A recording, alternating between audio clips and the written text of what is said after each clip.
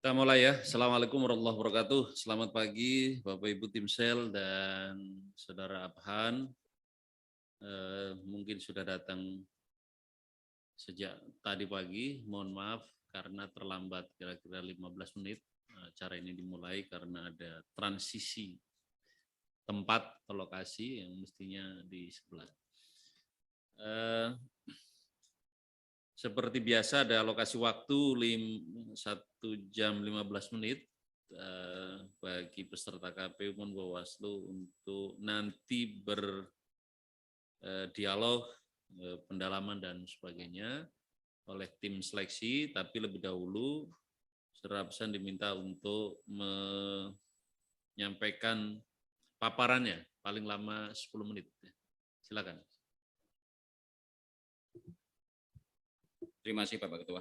Assalamualaikum warahmatullahi wabarakatuh. Selamat pagi, salam sejahtera untuk kita semua. Shalom, Om Swastiastu, Namo Buddhaya, salam kebajikan dan salam sehat untuk kita semua. Yang terhormat Ketua, Wakil Ketua, Sekretaris dan Bapak Ibu seluruh anggota tim seleksi KPU Bawaslu RI. Izinkan pada kesempatan hari ini saya mencoba untuk menyampaikan beberapa hal terkait materi yang saya susun ya, yang kami beri judul tentang tantangan penyelenggaraan pemilu 2024, solusi dan gagasan. Pertama, saya perlu menyampaikan tentang kira-kira gambaran umum apa yang akan dihadapi pada pelaksanaan pemilihan serentak tahun 2024. Yang pertama adalah bahwa pelaksanaan pemilu 2024 mendasarkan pada Undang-Undang 7 2017 dan Undang-Undang 1 2015 pemilihan beserta perubahannya Undang-Undang 6 tahun 2020. Artinya bahwa undang-undang ini sama seperti yang dipakai pada pelaksanaan pemilu 2019 dan juga sama seperti yang dipakai landasan pada pelaksanaan pilkada serentak mulai 2015, 17, 18, dan 20. Artinya bahwa bangsa kita penyelenggara punya pengalaman terhadap pelaksanaan undang-undang ini. Tentu tinggal bagaimana nantinya pelaksanaan kemarin 2019 kekurangan tentu harus diperbaiki. Yang gambaran kedua adalah asumsinya bahwa sebagian atau mudah-mudahan tidak banyak, sebagian aja tahapan ini masih di tengah pandemi COVID, kira-kira itu.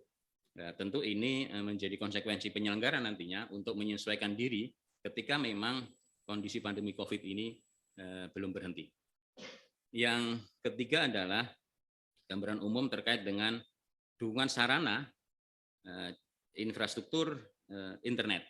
Ini perlu saya sampaikan terkait dengan dukungan ini karena tentu di tengah pandemi COVID terobosan-terobosan harus dilakukan yang tentunya sebagian besar berbasis pada teknologi informasi atau IT ya.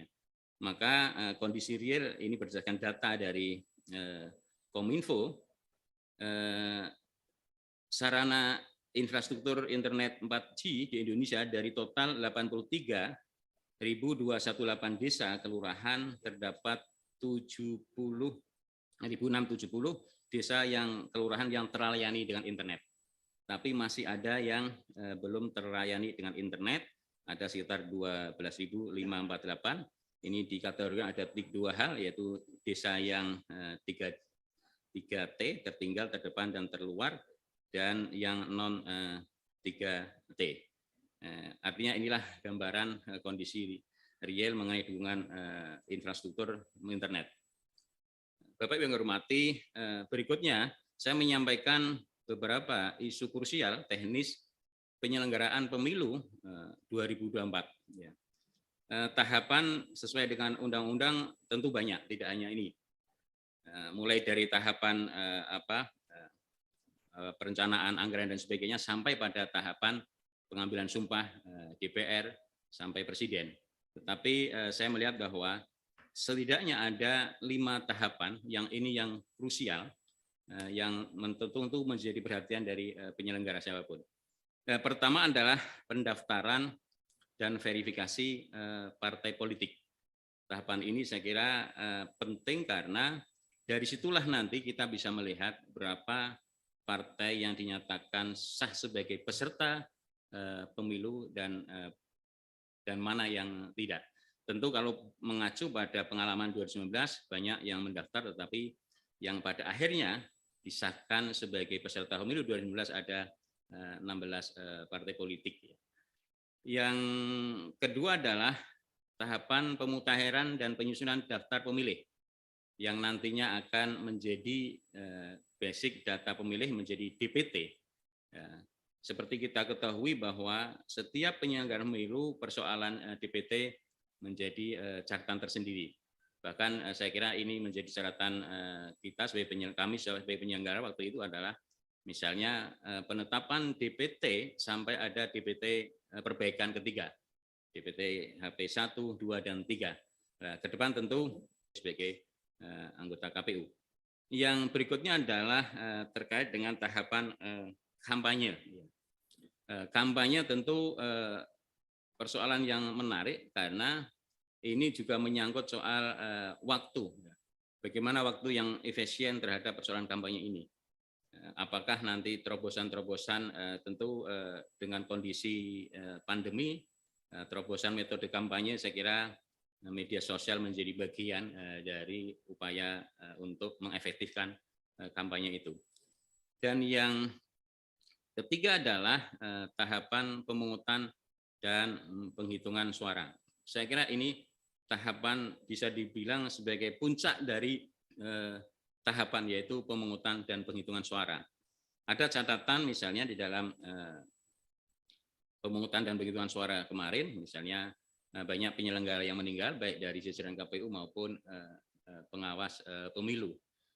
Tentu ini menjadi catatan yang penting bagaimana ke depan misalnya untuk itu harus diantisipasi, dan barangkali yang terkait pemungutan dan penghitungan suara ada yang menarik, misalnya soal data suara tidak sah ya antara pileg dan pilpres, yang pileg tinggi sampai 11,% Pilpresnya 2, DPD-nya sampai 19% ya terkait dengan penghitungan suara ini. Dan yang kelima adalah saran saya adalah terkait dengan proses tahapan sengketa proses dan perselisihan hasil pemilu. Saya kira ini juga menjadi hal yang menjadi perhatian betul karena apa? Bahwa ini nanti ujung-ujungnya adalah pada persoalan apakah nanti kalau ada irisannya dengan tahapan pemilu, pemilihan kepala daerah pilkada, apakah perselisihan hasil pileg ini bisa selesai tepat waktu atau molor dan sebagainya. Tentu ini menjadi tahapan yang krusial terkait dengan perselisihan hasil pemilu maupun pemilihan. Bapak yang kami hormati, selanjutnya saya menyampaikan beberapa rencana strategis ya, terkait gagasan saya ketika nantinya saya terpilih sebagai anggota KPU. Yang pertama adalah memperkuat kelembagaan yang profesional, mandiri, dan berintegritas. Ya. Ini pertama kali lakukan adalah mengembangkan pola seleksi dan rekrutmen yang profesional.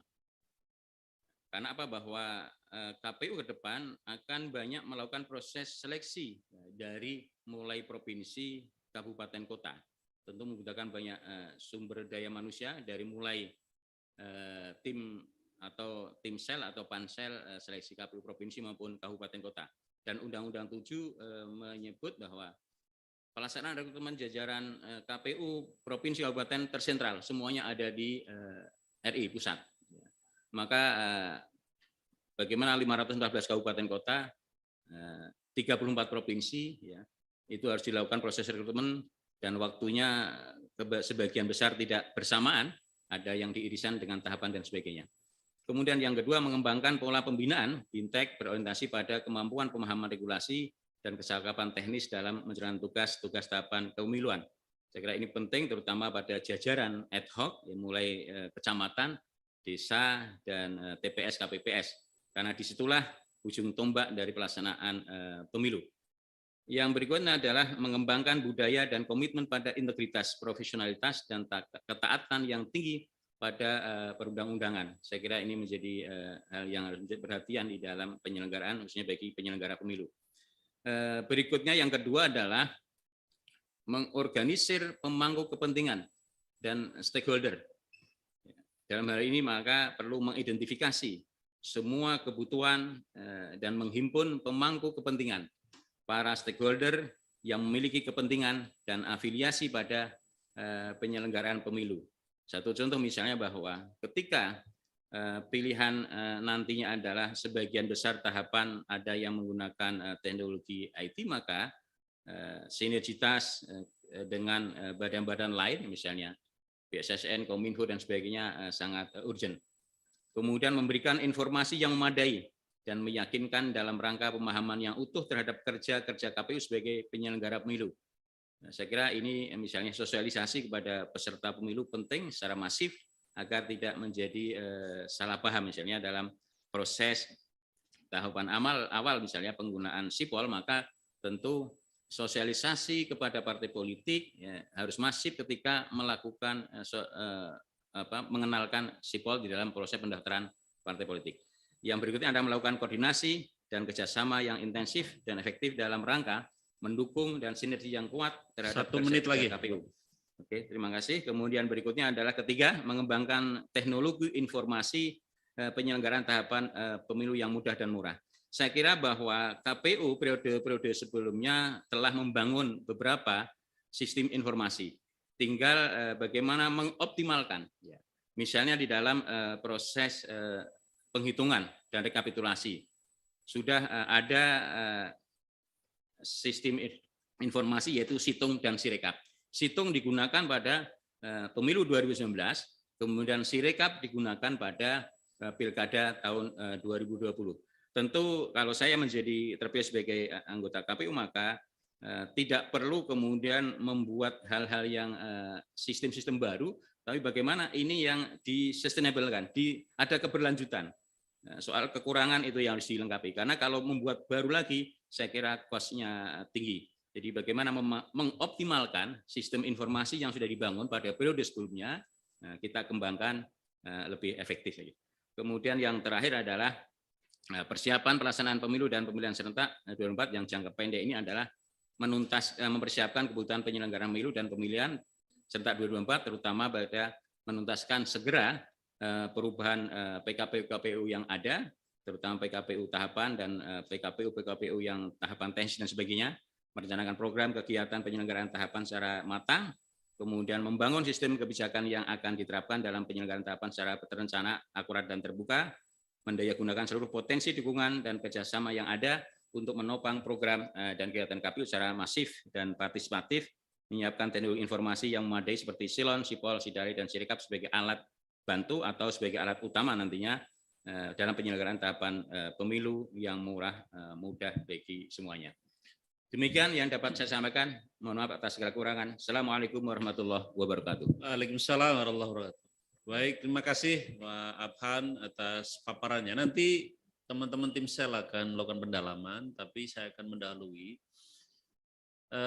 Sebelum masuk ke substansi ya penyelenggaraan pemilu 2024, saya concern terhadap penguatan kelembagaan penyelenggara pemilu. Ada dua hal ya.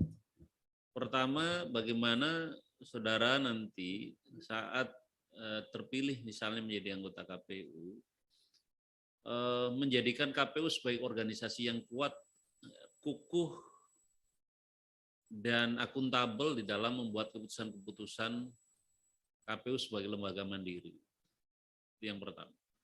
Yang kedua, ini penyakit yang belum selesai, yang sampai hari ini masih kita saksikan ya, istilah Tom and Jerry antara KPU dan Bawaslu sebagai dua penyelenggara pemilu yang menurut undang-undang harus dipahami sebagai satu kesatuan penyelenggara pemilu. Artinya memang harus saling memperkuat. Nah, sebagai orang yang pernah di Bawaslu Provinsi, Bawaslu RI, dan sekarang akan bergerak menjadi komisioner Bawaslu kalau nanti terpilih, KPU. Nah, bagaimana kira-kira langkah yang bisa dilakukan oleh KPU maupun Bawaslu atau setidaknya KPU untuk membuat dua institusi ini tidak lagi saling eh,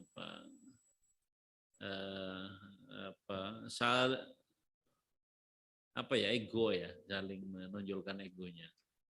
Nah, mungkin bukan orang per orang, tetapi ini perlu satu sistem, satu mekanisme yang memaksa keduanya itu bisa saling memperkuat satu sama lain, supaya penyelenggara pemilu itu betul-betul kuat, dipercaya, dan bisa mengendalikan pemilu itu tanpa harus ada kegaduhan di publik. Itu dulu dari saya, silakan Pak Afan. Terima kasih Pak Ketua. Saya coba untuk merespon penjawab pertanyaan dari Pak Juri terkait bagaimana konsep untuk memperkuat kelembagaan ini. Menurut saya yang pertama tentu harus dibangun dari proses rekrutmen yang baik, yang profesional. Itu terkait dengan soal komisioner, ya, ketua anggota provinsi sampai kabupaten kota. Karena dari situlah apa yang kita harapkan untuk mendapatkan komisioner-komisioner KPU yang profesional, yang nanti melaksanakan tugas yang sangat berat, ya. Dan tentu bahwa di kelembagaan KPU ini kan tidak hanya di komisioner saja, tetapi juga di jajaran sekretariat, ya. Kalau saya melihat bahwa jajaran sekretariat KPU sudah cukup mapan, ya, karena sudah cukup lama, ya. Dan apalagi saat ini memang KPU sedang proses untuk penataan SOTK baru, ya, yang semula tidak ada deputi, sekarang ada deputi dan ada irtama dan sebagainya. Ya, saya kira dua hal itu yang harus ketika nanti proses rekrutmen sudah baik, menghasilkan baik, sinergitas antara komisioner dengan sekretariat saya kira menjadi hal yang prinsip yang utama. Ya. Kalau tidak dua badan ini tidak bisa bersinergi, tentu akan menjadi persoalan, tidak bisa melakukan tugas-tugas dengan baik. Karena pada prinsipnya pimpinan komisioner ada pada tingkat-tingkat kebijakan, tetapi di teknis adalah pada sekretariat. Nah, bagaimana sekretariat harus bisa memahami apa yang diharapkan dari komisioner misalnya. Nah, ini saya kira dua hal ini yang harus menjadi perhatian. Jadi pola relasi antara komisioner dan itu juga bagian yang penting untuk membangun lembaga KPU yang kuat. Yang kedua terkait dengan soal istilah klasik Tom and Jerry antara KPU dan Bawaslu-nya. Sebenarnya bukan Tom and Jerry. Ya, kalau Jerry, Tom ya Tom ini. Ya. Saya memahaminya demikian bahwa Bawaslu, Undang-Undang 7 menyebut bahwa KPU, Bawaslu, DKPP sebagai satu kesatuan penyelenggara. Artinya sebagai satu kesatuan penyelenggara, maka tiga lembaga ini punya tanggung jawab bersama. Sukses tidaknya penyelenggara ini ya tanggung jawab tiga lembaga ini. Cuma fungsi tupoksinya beda-beda. Kalau KPU memang dalam ranah teknis, ya, penyelenggaraan tahapan, Bawaslu yang mengawasi, kemudian DKPP yang menjaga etik dari penyelenggara KPU dan Bawaslu ini. Maka harus memahami bahwa tiga-tiganya tidak ada yang paling tinggi, tetapi tiga-tiga ini sebagai check and balances atas pelaksanaan dari masing-masing itu. Pada kuncinya adalah bisa memahami tugas dan tupoksi masing-masing. Saya kira dalam tataran konkret adalah perlu secara intens pertemuan tripartit ya, antara KPU, Bawaslu, DKPP ketika menghadapi hal-hal yang krusial. Nah, karena apa? Bahwa bisa juga keputusan KPU itu bisa berdampak pada persoalan nanti penanganan pelanggaran administrasi di Bawaslu, ya, atau menjadi persoalan sengketa proses di Bawaslu, atau juga bisa menjadi persoalan etik di DKPP. Ya. Nah, kalau hal yang krusial ini bisa kita duduk bersama dulu, artinya bukan kemudian mengintervensi dari masing-masing kewenangan masing-masing, tetapi mencari solusi, ya, yang tentu solusi ini yang tidak melanggar ketentuan undang-undang. Jadi saya kira yang paling urgent di dalam tingkat lapangan adalah intensitas tripartit ini ada pertemuan-pertemuan rutin di antara tiga lembaga ini. Itulah saya kira yang paling bisa mengurangi untuk kesan Tom and Jerry tadi. Demikian Pak Ketua. Ya, untuk yang soal pertama saya sedikit mengilustrasikan bagaimana membuat KPU ini lembaga yang gagah itu, yang kuat itu. Saya mau ambil contoh begini. Sekarang ini ada persepsi yang nggak enak. Pemerintah merasa disalahkan, DPR juga mungkin begitu, KPU juga mungkin begitu, Bawaslu begitu, dalam hal menetapkan jadwal pemilu yang sekarang ini misalnya belum diputuskan. Pertanyaan saya sebetulnya seperti apa sih positioning KPU untuk menjawab berbagai misalnya sinisme sekarang yang berkembang ya. Kan nggak enak kalau misalnya ini kan pemerintah nih, kan nggak mau pemerintah juga dibegitukan. Ini kan DPR ini. Jadi yang mau saya tanyakan sebenarnya bagaimana KPU menjawab persoalan ini. Gitu. Seringkali ada pihak yang melempar masalah ini. Ya kami belum sepakat dengan DPR, dengan pemerintah. Gitu. Sementara apa sikap KPU sendiri di dalam mengambil keputusan soal penting ya, misalnya hari H, itu seperti apa? Jangan sampai ada kesan publik kemudian memojokkan pihak-pihak yang lain, pihak pemerintah, pihak DPR, dan lain-lain. Nah, positioning seperti ini sebetulnya mungkin juga ada yang lain itu seperti apa? Supaya kita ini jadi KPU-nya itu keren itu loh, gagah itu loh, kita hormat.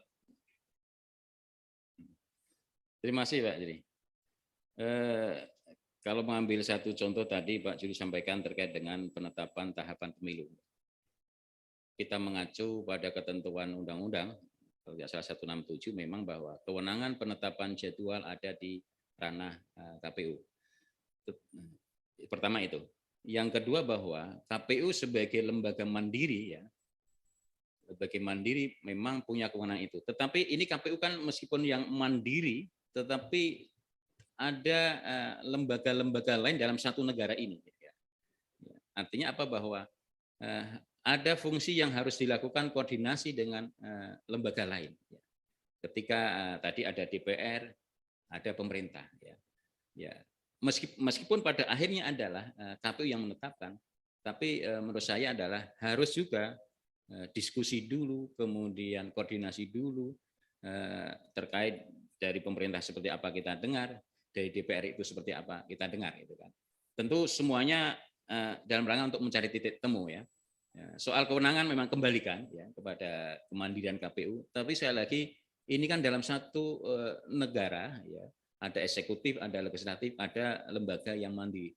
Nanti kemandirian ini bukan kemudian diartikan harus pokoknya aku yang harus, tapi harus didengar juga bahwa pemerintah bagaimana di beberapa, karena saya kira semua punya argumentasi plus minus ya. Kenapa harus bulan ini? Kenapa bulan ini? Tentu ada beberapa argumen. Pada akhirnya nanti adalah KPU yang memutuskan. Saya kira kalau itu dilakukan, tetap menjaga kemandirian tetap terjaga dan performan KPU sebagai tadi yang harapkan sebagai lembaga yang mandiri tetap terjaga. Ya. Tapi bisa mendengar dari tadi misalnya dua hal dari pemerintah dan misalnya dan DPR. Saya kira tidak hanya itu saja ya. Terkait misalnya nanti pada persoalan sengketa hasil dan sebagainya. Ini juga harus bangun komunikasi dan koordinasi. Satu contoh misalnya, kalau masing-masing hanya mengacu pada tupoksinya misalnya, sengketa hasil di Mahkamah Konstitusi. Pokoknya saya manfaatkan waktu ini sampai maksimal. Atau sengketa proses di Bawaslu, pokoknya kami akan maksimalkan ini. Persoalan nanti KPU melewati atau enggak, terserah KPU itu. Nah, ini kan enggak bisa. Harus kita duduk bersama, ini alokasi waktu seperti ini. Kami memahami Bawaslu punya kewenangan seperti ini, MK semacam ini dan sebagainya. Mari yang titik temunya di mana. Saya kira tidak ada persoalan yang tidak bisa diselesaikan ketika memang kita bisa diskusi berkoordinasi ya. kemudian parameter-parameter untuk dalam pemilu tetap menjadi pegangan kita. Saya kira itu Pak Ketua. Ya, baik, terima kasih. Jadi bukan hanya soal dalam mengambil keputusan, tetapi di dalam mengambil tanggung jawab dari berbagai keriuhan tentang ini. Jangan sampai, kan nggak enak, misalnya saya kan posisi misalnya di pemerintah. Ketika belum memutuskan atau apa, kemudian seolah-olah ada kesalahan di pemerintah gitu. Bahwa KPU pasti akan mendengar dan harus mendengar pemerintah, ya. Karena nggak mungkin juga tidak melibatkan pemerintah dalam hal itu. Tetapi dalam mengambil tanggung jawab ini yang mestinya ditekankan. Silakan yang lain, Ibu Betty. Mohon izin. Selamat pagi Pak Afan. Selamat pagi. Pertanyaan saya mungkin berkaitan dengan refleksi pemilu 2019 ya, di mana 894 petugas KPPS meninggal. Apa yang bisa dipelajari dan bagaimana itu bisa dihindari di 2024 yang tentu kompleksitasnya juga lebih ya. Silakan Pak. Terima kasih. Saya kira banyak hal yang bisa dipetik, ambil hikmah dari kejadian 2019 terkait dengan banyak meninggalnya itu. Dalam catatan saya, pertama terkait dengan memang soal begitu tahapan ini menyita waktu bagi kerja-kerja, beban kerja bagi penyelenggara KPPS, penyelenggara KPPS atau kecamatan itu. Bisa kita inventarisasi persoalan misalnya begini, dan ini harus kita lakukan terobosan. Petugas KPPS ini bekerja tidak hanya pada hari pemungutan saja. Sebelumnya dia sudah bekerja. Ketika masa tenang itu 3 hari sebelum pemungutan, mestinya masa tenang penyelenggara bisa tenang, tapi itu malah nggak bisa tenang penyelenggara. Karena apa? Di saat itulah KPPS harus bekerja melakukan menyampaikan surat pemberitahuan namanya C6 di seluruh TPS harus disampaikan.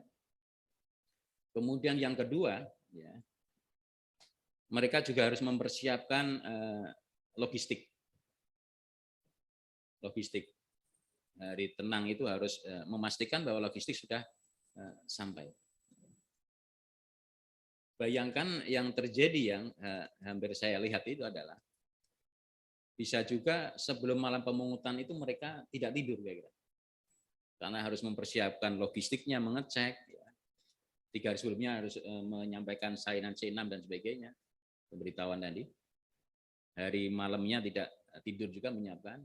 Kemudian hari itu juga jam 7 mulai bekerja untuk pemungutan dan penghitungan suara sampai larut malam. Karena undang-undang menyebut selesai hari itu juga. Untung saja kemarin di 2019 ada putusan Mahkamah Konstitusi yang memberikan ruang keleluasaan bisa diperpanjang 12 jam tapi tanpa jeda. Artinya kalau 17 malam 02.353 belum selesai bisa diperpanjang sampai 12 jam sampai besoknya jadi jam 12 siang. Tapi tanpa jeda. Secara logika umum orang sesehat apapun ya, dengan kondisi 3 hari dia sudah bekerja, malamnya kurang tidur, kemudian kalau tidak dalam kondisi fresh betul, ya siapapun saya katakan bisa drop kira gitu kan. Maka solusi apa yang harus kita lakukan? Saya mencoba punya gambaran solusi adalah beban kerja KPPS harus dikurangi. Pertama, ketika penyampaian pemberitahuan, kita coba inovasi dengan teknologi informasi IT. Saya kira cukuplah ya. Misalnya bahwa pemberitahuan dengan model online kira-kira. Ya, kalau kita hari ini misalnya bisa dengan barcode dan sebagainya, itu saya kira akan bisa mengurangi beban kerja KPPS itu. Yang kedua adalah paling membutuhkan tenaga dan waktu konsentrasi yang yang super adalah ketika pada penghitungan, kemudian melakukan pekerjaan administrasi pemilu, menyalin dari C1 plano ke C sertifikat hasil dan sebagainya, itu butuh ketelitian dan sebagainya. Di titik itulah saya kira penting ya, ketika penggunaan teknologi informasi. Nah, saya kira KPU sudah mencoba kemarin misalnya situng di 2019, Sirekap di pemilu Pilkada 2020. Tinggal itu disempurnakan. Kalau itu bisa dioptimalkan, maka bisa mengurangi beban KPPS di dalam melakukan tugas pengadministrasian pemilu itu. Itu yang saya kira harus dilakukan ya. Satu hal lagi misalnya bahwa undang-undang mewajibkan KPPS harus menyampaikan hari itu juga salinan C hasil kepada pengawas TPS, kemudian saksi peserta pemilu. Saksi peserta pemilu kalau partainya kemarin 16, udah 16 formulir C hasil yang disampaikan. Belum lagi saksi DPD. Bisa juga artinya mereka harus menyalin, menyiapkan salinan C hasil itu sampai 30 perangkat. Itulah saya kira yang membuat. Maka mengurangi itu adalah tadi dengan mencoba apa yang bisa dengan lakukan teknologi informasi yang harus kita lakukan. Dan menurut saya karena pernah dicoba, tinggal kekurangan disempurnakan, mampu. Gitu kan.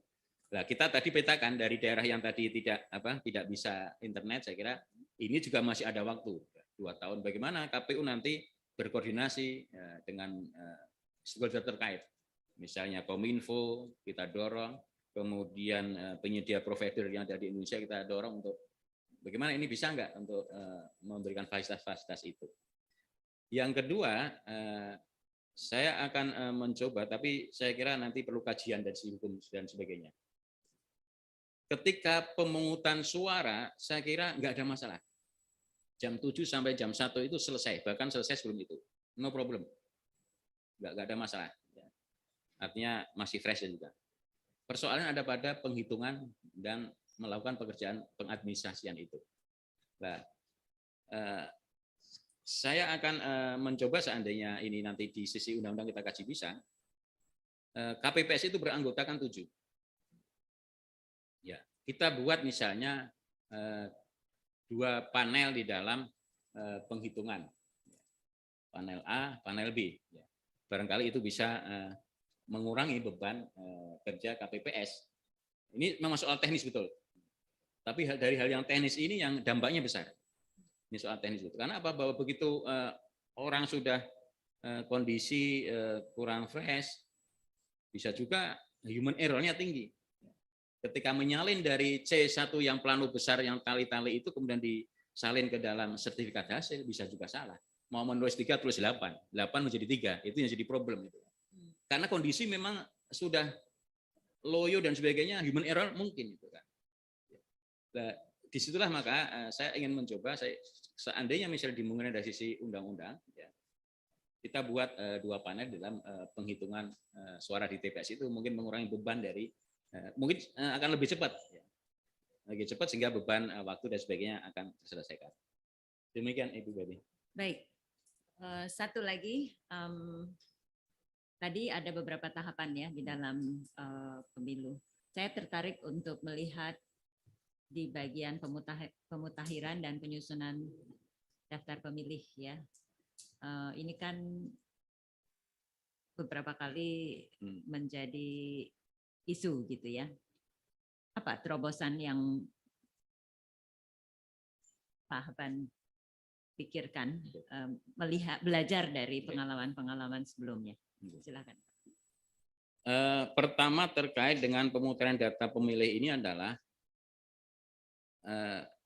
harus ada kesepakatan antara KPU dengan Kemendagri, dalam hal ini adalah Dirjen Adminduk ya.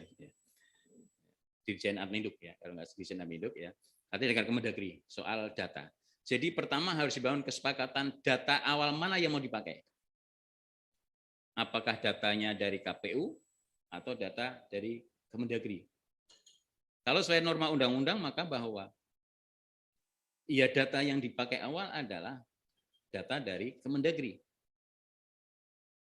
Kemudian dari Kemendagri inilah kemudian disinkronisasi dengan data yang ada di KPU, dari hasil DPT pemilu terakhir dan sebagainya. Itu. Kemudian harus dibangun integrasi. Ini juga perintah undang-undang kalau salah. Terintegrasi antara data DP4 ya, data pemilu ya dengan yang ada di SIAK di Kemendagri. Kalau ini sudah ada itu saya kira akan bisa mengeliminir persoalan-persoalan di dalam data ini. Yang kedua adalah bahwa sebetulnya ke depan tentu akan harus lebih baik. Karena apa? Undang-Undang 7 sudah memerintahkan apa yang disebut dengan program pemutahiran data pemilih yang berkelanjutan. Jadi pasca kemarin pemilu 2019 itu ada pemutahiran yang berkelanjutan. Artinya mana yang kemarin tidak masuk, sekarang masuk, yang meninggal dan sebagainya. Nah, persoalan yang meninggal dan sebagainya, barangkali misalnya data yang ada di SIAK belum lengkap, saya kira KPU bisa menyampaikan, karena KPU kan bisa turun gitu kan. Mungkin kalau SIAK karena berdasarkan keaktifkan dari masyarakat melaporkan mobilitas tadi, pindah domisili atau meninggal dan sebagainya. Intinya harus dipertemukan dua data itu. Yang berikutnya adalah kalau pemutaran data pemilih ini sudah yang berkelanjutan sudah jalan baik, mestinya bahwa data pemilih akan lebih baik. Yang kemudian di penyusunan daftar pemilih ini saya kira ini tahapan yang cukup panjang dan anggarannya juga cukup tinggi kira-kira itu kan, karena masanya tinggi. Bisa juga misalnya untuk efisiensi ini ya, karena di situ diperintah bahwa dalam penyusunan daftar pemilih mutarleh itu ada yang namanya proses coklit, pencocokan dan penelitian. Apakah tidak mungkin kita lakukan terobosan coklit ini juga berbasis teknologi informasi? Nanti saya kira tim teknis yang harus melakukan itu kajian itu kan.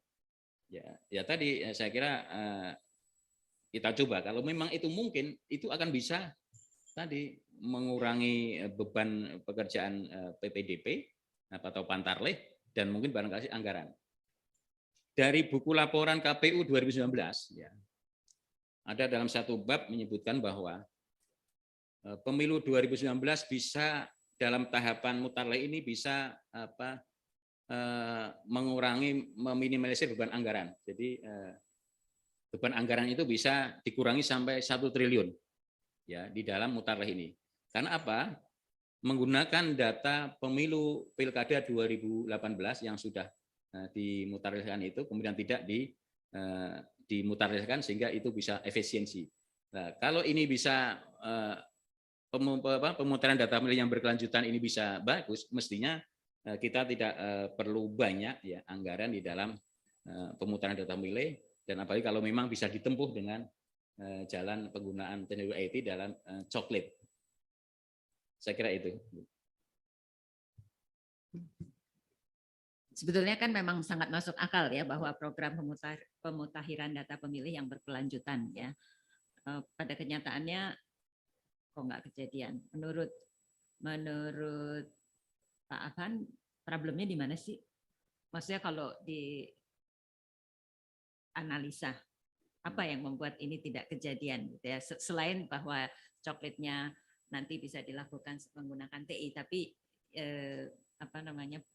program yang berkelanjutan ini kalau secara logika kan masuk akal gitu ya, tapi kok nggak kejadian? Sebetulnya masalahnya apa? Jangan-jangan kalau kita nggak menyelesaikan akar masalahnya, ya ini terus berlanjut terus gitu ya. Akar masalahnya saya kira adalah pada kesepakatan data awal mana yang harus dipakai. Kalau menurut saya adalah ya data awal dipakai adalah yang data dari Kemendagri. Karena Kemendagri hari ini kan juga membangun sistem misalnya bahwa tiap real time lah, orang meninggal juga ada laporannya, mobilitas dan sebagainya. Nah, persoalan kemudian bahwa misalnya data Kemendagri belum bersih, ya, itulah maka tugas penyelenggara sebagai pengguna data kependudukan itu mau nggak mau ya KPU kan, karena undang-undang menyebut bahwa sebagai pengguna adalah KPU, ya, sebagai penyedia data awal adalah Kemendagri. Jadi saya kira kesepakatan untuk data awal yang mana yang harus dipakai itu sebagai pintu awal untuk bisa mengeliminir persoalan-persoalan di dalam data pemilih. Terima kasih Pak Ketua. Terima kasih Bu Betty. Bu Endang, silakan.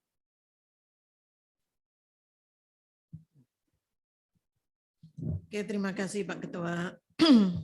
Assalamualaikum warahmatullahi wabarakatuh. Waalaikumsalam warahmatullahi wabarakatuh.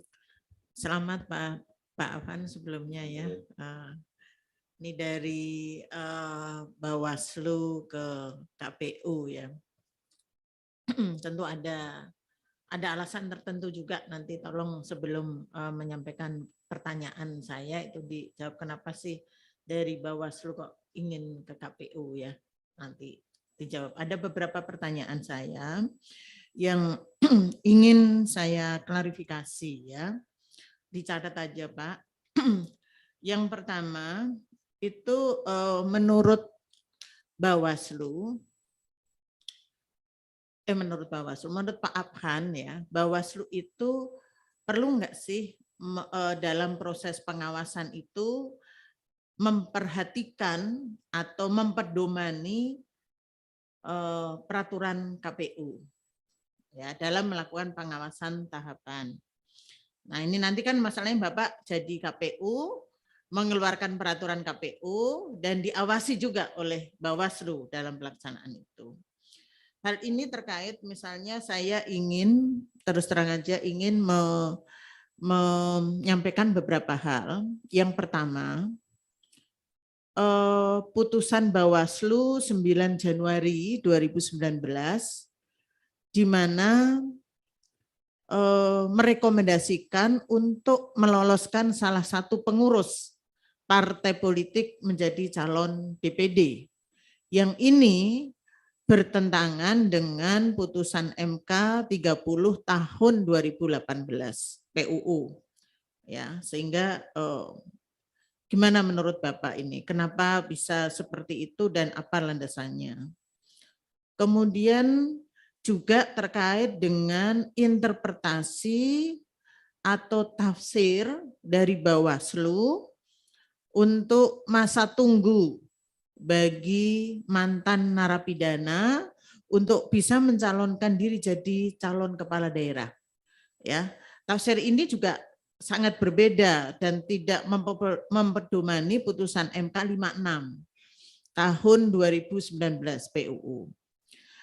Nah, putusan Bawaslu ini kemudian diikuti oleh Bawaslu daerah yang memberikan rekomendasi kepada KPU provinsi, KPU kabupaten kota, termasuk di dalamnya KPU Bovendigul, ya, yang pada akhirnya setelah dikonfirmasi ke MK melalui gugatan, akhirnya MK membatalkan proses pilkada dengan memerintahkan pilkada ulang dan mendiskualifikasi calon di Bovendigul. Ini kan akibat dari putusan putusan Bawaslu itu yang merekomendasikan untuk bisa jadi calon, ini kan terdapat biaya yang besar loh Pak untuk pilkada ulang, ya kan, kemudian mendiskualifikasi. Ini kan akibat dari putusan Bawaslu ini luar biasa menurut saya. Ini terkait dengan yang jadi kira-kira seperti apa? Tadi peraturan KPU sudah ada, kemudian bagaimana semestinya gitu ya? Kalau ada peraturan KPU, terus pengawasan Bawaslu, karena nanti Bapak juga akan menjadi KPU, insya Allah kalau terpilih. Yang kedua Pak, ini terkait dengan integritas, pertanyaan integritas, karena saya harus juga melakukan klarifikasi ini, mempertanggungjawabkan kepada publik ya yang memberikan masukan. Pada tanggal 9 sampai 11 April 2021 Pak Abhan mengundang seluruh ketua dan mungkin anggota yang membidangi undangan FGD ya Pak ya. Tindak lanjut penanganan pelanggaran dalam rangka persiapan pemilu tahun 2024. Tempatnya di Solo. Dan Bapak ini mengundang tentu hadir dong, mengundang untuk seluruh pimpinan Bawaslu hadir. Ini saya juga lihat di koran catatannya. Pada saat yang sama, jadi 9 April itu check-in gitu ya, tanggal 10 itu Bapak sedang mantu. Ya, sedang mantu.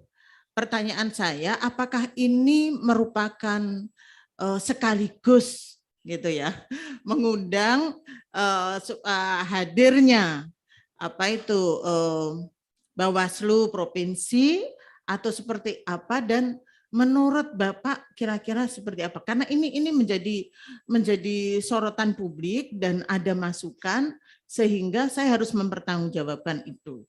Nah, saya ingin mengklarifikasi ini. Bagaimana kira-kira dalam saat mantu Bapak juga harus memimpin FGD pada tanggal yang sama. Jadi 9 sampai 11 April Anda ngundang FGD, 10 itu kemudian mengadakan mantu, dan ini sempat juga ada di media ya kan.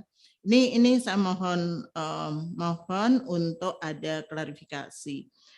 Yang ini juga menjadi sorotan Pak, bahkan dari teman-teman Bawaslu provinsi juga. Kemarin juga kita tanyakan tidak hanya kepada Bapak, tapi ini kan mumpung ketemu dengan Ketua Bawaslu-nya gitu ya, bahwa kegiatan-kegiatan Bawaslu itu luar biasa ya. Kemarin kalau ibaratnya Pak Ketua itu Senin sampai Rabu, nanti di Manado, Kamis sampai Sabtu di Denpasar misalnya gitu ya. Jadi kegiatan itu memang luar biasa, dan sehingga ada yang menyatakan tidak sempat sampai di kantor gitu. Jadi kerjanya itu memang dari rapat. Ini teman-teman provinsi kabupaten ada yang menyampaikan hal-hal yang seperti itu. Nah, kira-kira nanti ke depan ini kan kondisi ekonomi belum cukup pulih akibat COVID. Ke depan kira-kira untuk KPU apakah perlu Pak pola-pola seperti itu diterapkan kembali gitu ya, di Bawaslu kemudian dibawa juga ke KPU ya, sehingga proses-proses itu berjalan rapat-rapat, kemudian ya seperti itu. Gimana Pak? Ini jadi ada 3 pertanyaannya. Satu, apa alasan Bapak masuk dari Bawaslu ke KPU? Kemudian yang kedua terkait dengan peraturan KPU itu semestinya seperti apa dengan Bawaslu? Apakah Bawaslu itu semestinya juga mengikuti peraturan KPU? Nah, turunannya yang tadi, putusan-putusan DPD, putusan calon kepala daerah, kemudian yang ketiga terkait dengan integritas tadi, Pak. Soal undangan. Makasih, Pak.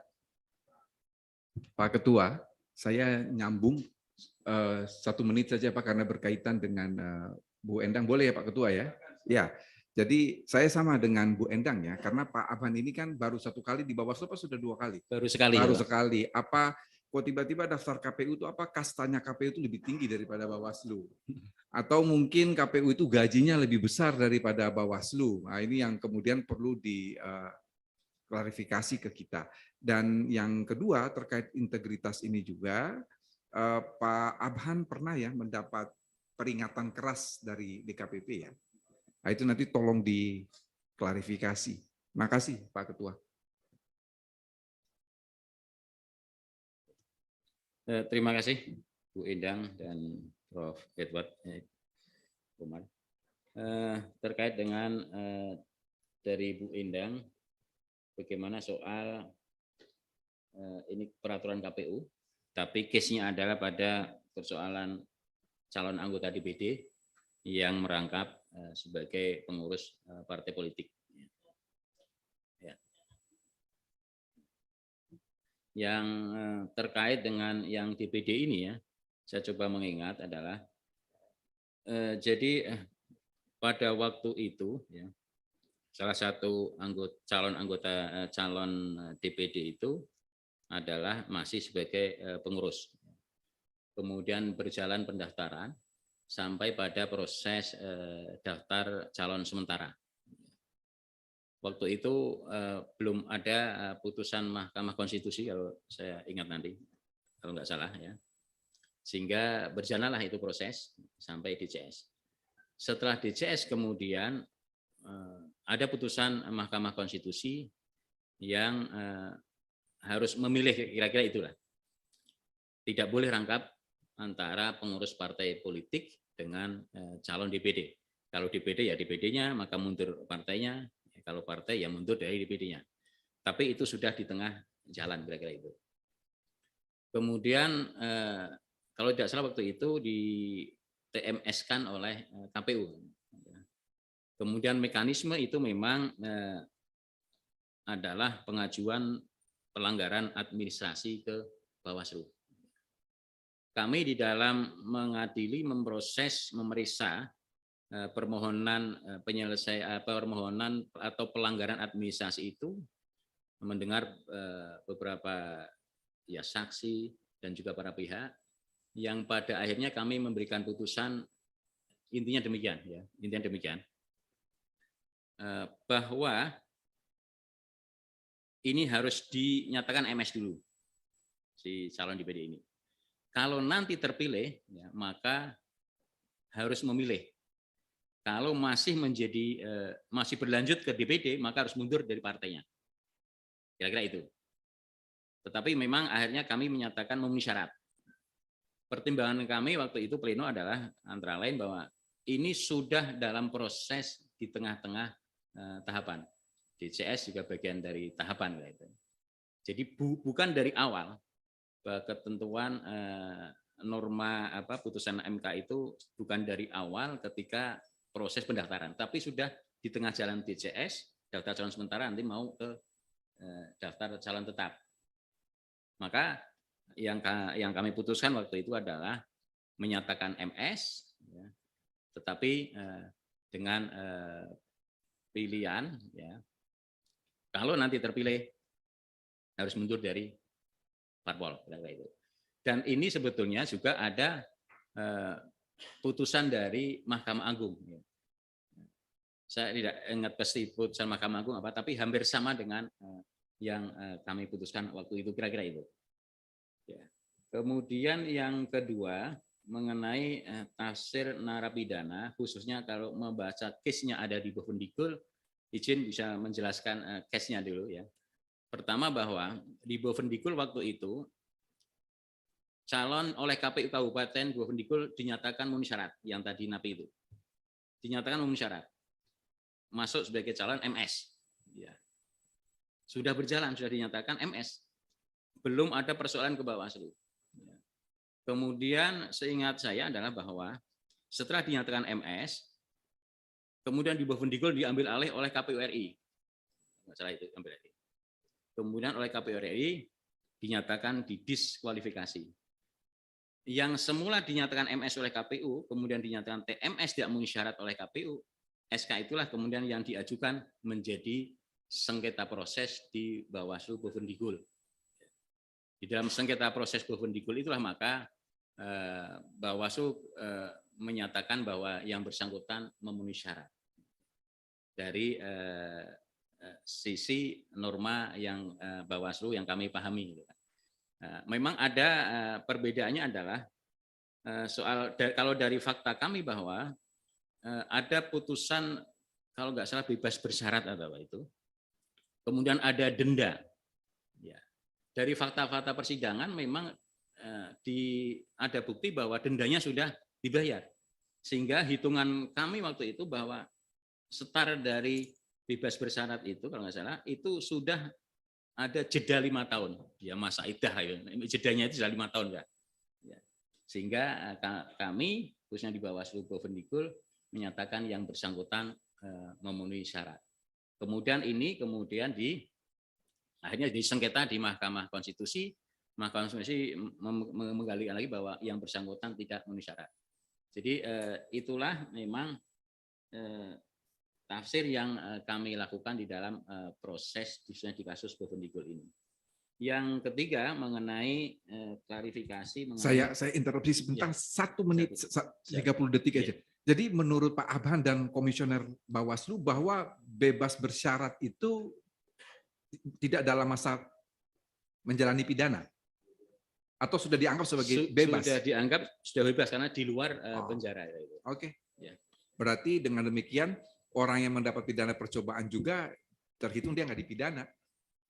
Makasih. Izin kami lanjutkan. Yang berikutnya adalah terkait dengan yang di Solo.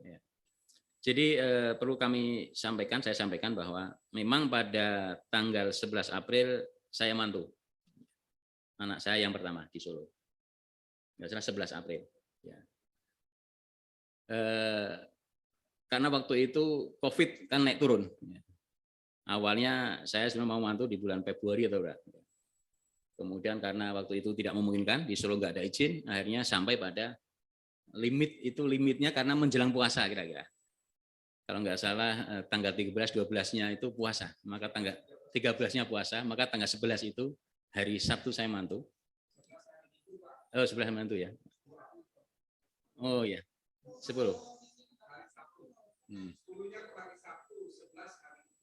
Oke, hari Sabtu ini. Jadi 10 jadi 10. Ya, 10. 10. Jadi 10 saya mantu. Saya mantu kemudian bersamaan ada kegiatan. Betul, ada kegiatan. Khususnya dari yang tadi disampaikan adalah FGD dari Divisi Penanganan Pelanggaran. Yaitu yang dikoordinatori oleh Ibu Ratna Dewi. Ya, mengundang ada ketua, ada sebagian anggota dan sebagainya, kira-kira itu. Ya. Maka pada kegiatan itu saya kalau ingat saya hanya membuka. Selebihnya memang dikomandani oleh divisinya, yaitu Ibu Ratna Dewi. Karena saya hari yang tanggal 10 itu adalah melakukan resepsi pernikahan anak saya, anaknya lagi, resepsi di Solo. Gitu. Tetapi saya pastikan bahwa saya tidak menggunakan fasilitas apapun dari Bawaslu. Ini sebenarnya hal yang pribadi kalau saya sampaikan, tapi biar dari klarifikasi. Ya. Saya sampai ya artinya untuk kepentingan itu ya, menjual rumah saya di Semarang untuk kegiatan itu, dan saya serahkan uang itu pada anak saya untuk ngurusin itu. Saya hanya ingin mengatakan bahwa ini tidak ada sangkut pautnya dengan kelembagaan. Bapak mengundang ketua ketua KPU Bawaslu Provinsi mengundang sebagai tamu undangan dalam acara itu? Undangan yang untuk nikahan saya sebetulnya tidak mengundang secara resmi, gitu kan, secara resmi. Tapi kalau undangan yang kegiatan ya saya tanda tangan. Ya. Undangan itu saya hanya menyampaikan saya ini mantu. Ya. Kalau nanti ada kesempatan waktu silakan bisa mampir ke acara saya. Kira-kira itu. Kira-kira kalau saya jadi Ketua KPU Provinsi, Pak, pimpinan saya menyampaikan tolong mampir, tapi saya punya undangannya juga, Pak. Undangan pernikahan itu punya. Iya. Silakan Pak, dilanjutkan dulu. Tadi itu. Kemudian yang berikutnya terkait beberapa kegiatan yang kemudian berkesan ini pimpinan sampai tidak ada waktu di kantor atau Bawaslu tidak ada di kantor itu kan. sebetulnya begini, bahwa kegiatan ini sebetulnya perencanaan sudah dalam 1 tahun anggaran. Tapi karena waktu itu pandemi sehingga nggak bisa jalan. Sebagian dilakukan dengan kegiatan yang sifatnya daring. Begitu pas kemudian pandemi turun, kita bisa berkegiatan, maka kita berkegiatan. Nah, memang intensitas kegiatan jadi akhirnya di bulan-bulan akhir-akhir ini menumpuk. Ya, dari kegiatan yang masing-masing divisi, kemudian juga ada satu kegiatan yang menjadi program prioritas nasional, ya, masuk RPJMN, yaitu Sekolah Kader Pengawas Partisipatif, dan memang dari Bappenas pun meminta untuk pertemuan tatap muka. Maka disitulah yang menyebabkan intensitas kerja-kerja kami begitu rutin, hampir tiap minggu ada kegiatan di luar kota yang melibatkan juga Bawaslu Provinsi. Bahkan kalau di daerah tertentu kabupaten kota yang kita undang. Kalau pertanyaan bagaimana ke depan, tentu kita melihat pada perencanaan program dan anggaran. Kalau memang itu urgent pertemuan ya rakor, ya kita lakukan rakor. Tapi kalau memang kebutuhannya tidak harus dengan rakor, tentu bisa kita lakukan dengan hal-hal yang lain. Saya kira itu. Pertanyaan tadi Pak, kenapa menyeberang tadi? Kalau menyeberang, alasan saya adalah bahwa selama hampir 3 periode saya di jajaran pengawas. Mulai dari 2008 sebagai Ketua Panwaslu Jawa Tengah waktu itu ad hoc, 2008 sampai 2009. Kemudian 2012 sampai 2017 di Bawaslu Provinsi yang permanen. Kemudian 2017 sampai sekarang sebagai Bawaslu RI. Motivasi saya bahwa mudah-mudahan dengan saya punya pengalaman di pengawasan ini, ya, akan bisa lebih berbuat baik, lebih baik lagi, bisa berbuat lebih lagi di KPU. Pengalaman-pengalaman apa yang misalnya menjadi syaratan rekomendasi dan sebagainya, itu barangkali bisa ditata untuk tadi misalnya tidak sampai hanya ada persoalan banyak PSU dan sebagainya, rekomendasi PSU dan sebagainya, itu menjadi salah satu latar belakang saya. Jadi misalnya bahwa sebetulnya penyelenggara harus bersikap bahwa ketika persoalan bisa selesaikan di bawah, ya di bawah, jangan sampai ke atas itu kan. Ya, di dalam beberapa kali pengalaman saya sebagai pengawas misalnya rekomendasi PSU, kemudian tidak di PSU, akhirnya sampai berujung ke Mahkamah Konstitusi. Dan mudah-mudahan ketika saya punya pengalaman di pengawas, itu salah satu hal yang bisa kita kerjakan agar tidak nanti banyak misalnya PSU dan sebagainya. Prinsipnya bahwa penyelenggaraan ini kalau bisa tuntas di bawah, jangan sampai nanti berjenjang. Karena sampai pada akhirnya rekapitulasi nasional misalnya berlarut, sampai rekap nasional masih membicarakan di TPS, gitu kan. Karena di TPS nggak selesai. Ya nanti di atas lah. Itu pengalaman itulah saya coba untuk bisa saya terapkan nantinya di KPU. Seandainya barangkali terpilih di KPU. Ya, makasih Pak. Tapi yang jelas mudah-mudahan nanti Bapak ketika membuat peraturan KPU itu juga dihormati oleh Bawaslu ya Pak ya. Ya. Jadi menjadi landasan pedoman bagi Bawaslu di dalam mengawasi tahapan-tahapan pemilu berdasarkan peraturan KPU, bukan lagi berdasarkan atas interpretasi yang kemudian di luar peraturan KPU tanpa ada perubahan peraturan KPU. Mudah-mudahan seperti itu.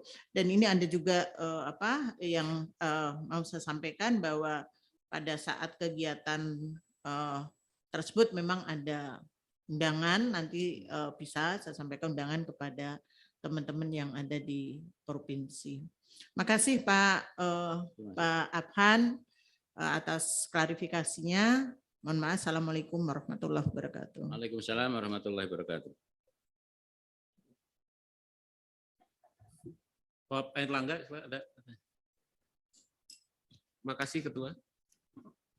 Pak Abhan, kalau kita melihat setidaknya secara 5 tahun terakhir ini kan salah satu persoalan yang kerap kali dihadapi dalam proses elektoral itu kan soal politisasi identitas, ya.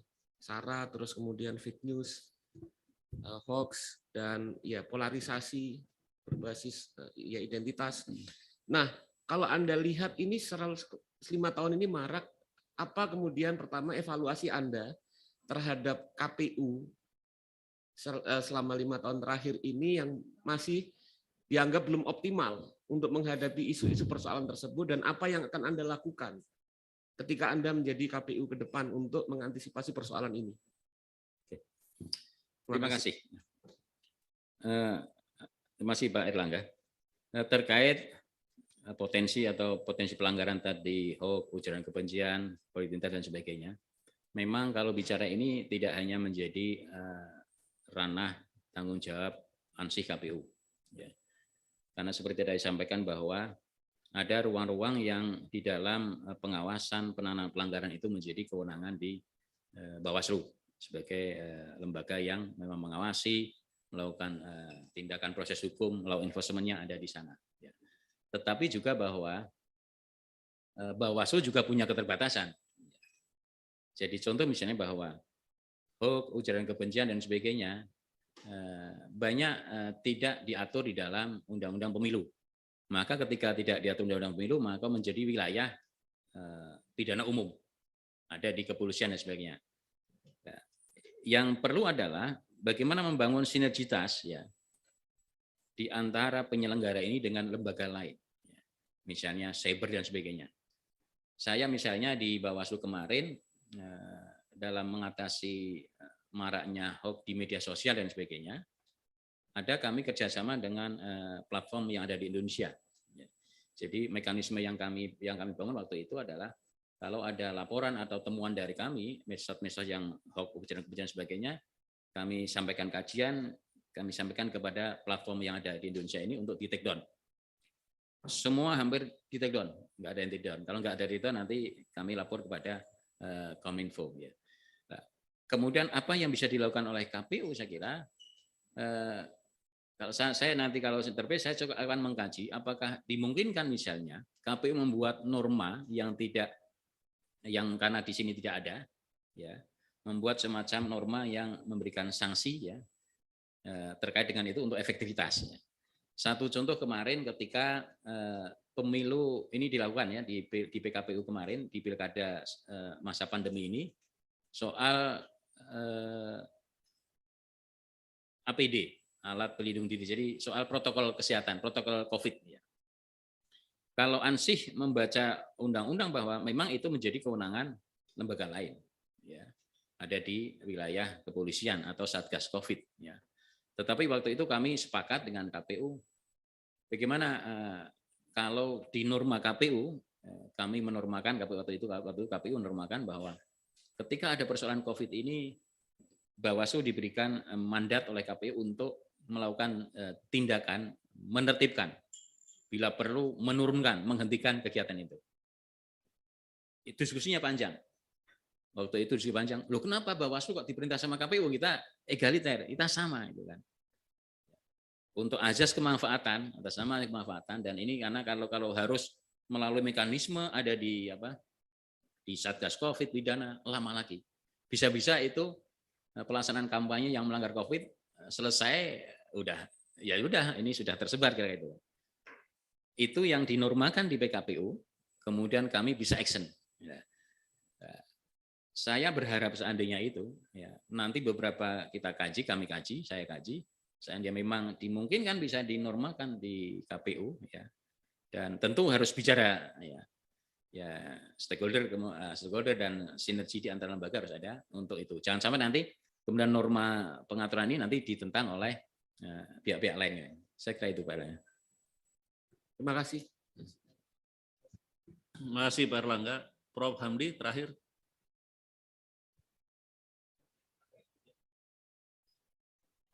Oke, terakhir ya. Singkat aja Pak Adhan, biasanya kalau petahana itu mau berharap re-elected gitu, terpilih lagi, biasanya justifikasinya adalah bahwa dianggap periode sebelumnya berhasil. Jadi kalau enggak berhasil, moral legitimation-nya agak dipertanyakan. Lo enggak berhasil kok mau berharap dipilih kembali. Kan begitu ya. Jadi tolong yakinkan kami bahwa menurut Bapak, Bapak berhasil pada periode sebelumnya sehingga layak dipilih kembali. Kira-kira apalah beberapa poin yang bisa meyakinkan publik bahwa memang Bapak layak dipilih kembali gitu. Walaupun ini loncat sedikit ke KPU begitu. Tapi kan domainnya masih sama lah kepemiluan juga. Itu Pak Han, coba Pak. Prof. Ya. Apa yang menurut saya, dan tentunya bukan kerja saya sendiri, ya, tetapi kolektif kolegial kami berlima. Ya. Ketika masa periode kami ini sampai ya 4 tahun lebih ini sudah mau berakhir nanti 3 bulan lagi. Ada beberapa hal yang menurut kami, saya tidak bisa menyatakan saya karena kerja kolektif ini, tapi ada yang menyatakan bahwa inilah keberhasilan periode saya sebagai ketua dan dengan teman-teman 4 anggota itu. Adalah pada hal misalnya soal proses sengketa hasil di Mahkamah Konstitusi. Publik bisa melihat bagaimana ketika proses sidang sengketa hasil di Mahkamah Konstitusi sampai non-stop. Peran apa yang dilakukan oleh Bawaslu waktu itu sebagai pihak pemberi keterangan. Sehingga bisa dari keterangan itu artinya Mahkamah Konstitusi bisa mengambil keputusan sangat objektif ya. Karena memang dari berbagai keterangan-keterangan kami sebagai pihak beri keterangan menyampaikan apa yang faktual ada sehingga bisa diterima oleh publik.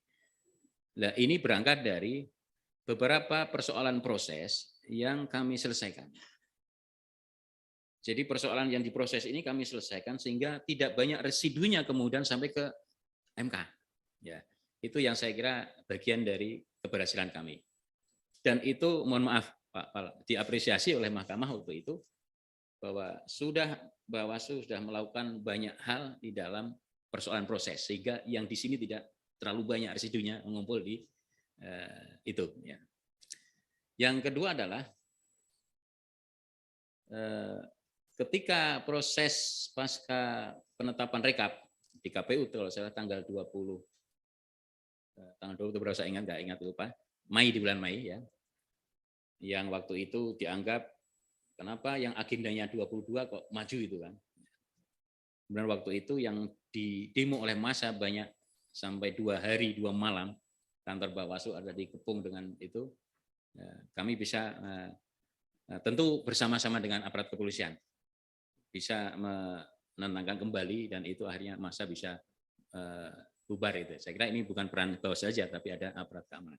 Saya kira itu catatan yang menurut kami adalah bagian dari keberhasilan selama periode kami berlima ini. Sedikit saja. Jadi kalau saya orang kuantitatif gitu. Jadi kalau key performance indicator keberhasilan lembaga Bawaslu itu bisa nggak dibikin Pak? Yang lebih kuantitatif gitu. Jadi ini berkurang sehingga kerja kolektif kolegial Bawaslu sebagai lembaga itu terukur gitu. Dan ini menjadi praktik kita ke depan gitu loh. Jadi ada kalau di ekonomi kan jelas ya, kalau inflasi sekian, kalau ekspor sekian, jadi angka-angka yang bisa kita klaim ya Bawaslu berhasil misalnya. Ada nggak Pak? Ada. Misalnya di Lakib itu laporan soal kinerja. Ya. Kami mendapat nilai 69 ya. Itu adalah dalam kategori baik itu satu parameter di Lakib. Yang kedua yang baru saja dilansir oleh KPK misalnya indeks persepsi korupsi ya. Kami mendapatkan nilai 79 ya, itu baik. Rata-rata nasional adalah 72. Kami mendapatkan nilai 79, rata-rata nasionalnya adalah 72. Ini yang baru dirilis oleh KPK dalam IPK indeks perspektif korupsi. Itu salah satu yang bisa. Lakib itu bukannya administratif ya? Administratif ya. Nah, saya mau yang langsung indikator yang tupoksi. Jadi menyangkut pelanggaran, pengawasan, penindakan dalam soal kepemiluan itu maksud saya. Ya. Jadi ke depan kita harus punya itu ya kira-kira. Ada yang namanya perjanjian kinerja. Memang perjanjian kinerja ini atas nama lembaga, memang belum pada person-person anggota. Jadi saya tanda tangan atas nama lembaga mendatangani namanya perjanjian kinerja. Jadi misalnya sudah ditargetkan, jadi harus sekian 5, 10 gitu kan. Itu ada nilai-nilainya, ada kuantitatifnya. Saya bisa nggak mencapai itu? Ada.